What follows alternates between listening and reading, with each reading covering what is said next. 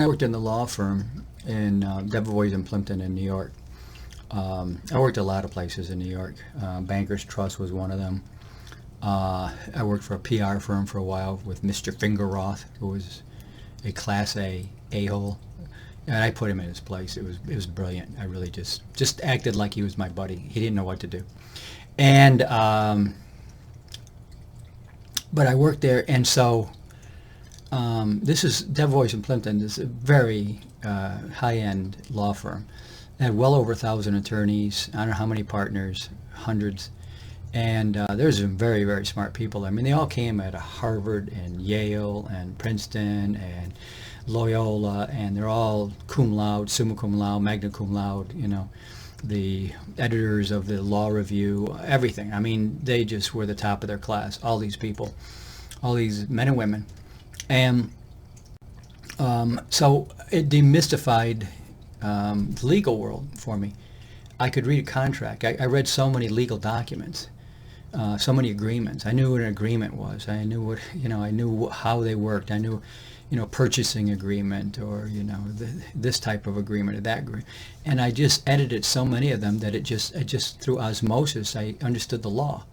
So I'm not a lawyer, and we didn't go into court, and I didn't study the law and study the aspects.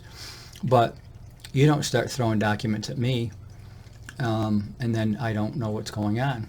So, it really taught me something very valuable in life, and that is that, like I've been in business now 30 years. I've written all my own contracts, and they've all been in my favor. If you ever write a contract, make sure it's in your favor. The other guy, his job is to come back, or her job is to come back and say, oh, I'm not doing this and this and this. And then if they don't, they just sign it. Well, they're stupid. Okay? I mean, you can sign an NDA. Somebody presented me with a document the other day, and it had a word in it. I'll tell you what the word is in another video. Well, it was indemnification, but it's a very important word. I'll talk about that some other time. But once you've been around all these legal documents, and like you see legislation, okay, it's all written legalese. It shouldn't be. It should be written in like plain English. This is actually disgusting that they write this in legalese. So the average person, could they understand that? And they have no clue. What's in the bill? Who knows? It's all legalese.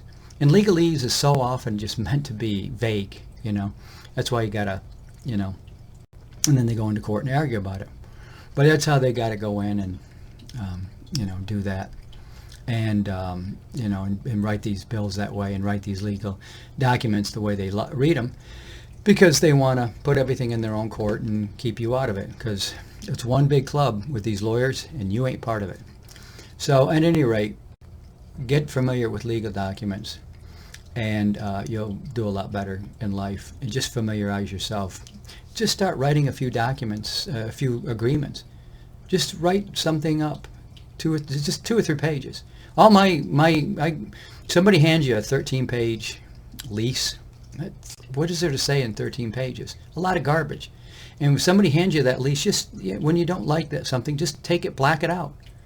So I'm not signing this. Now, I'll tell you about the word in another video, but there's one word that's very dangerous. Anyway, tell you about that next time. But read some legal documents and get yourself familiar. And that way, you know how much money I've spent on lawyers in my business to do this business? I mean, I bet you I've spent $300-400. That's it. People spend 10% of their budget yearly on legal. My father was like that. He'd go down and get Hal Barr. Hal Barr is the most expensive lawyer in Lansing. Is he any better than anybody else? I've never used a lawyer for any of these things. You don't need one. Guarantee it.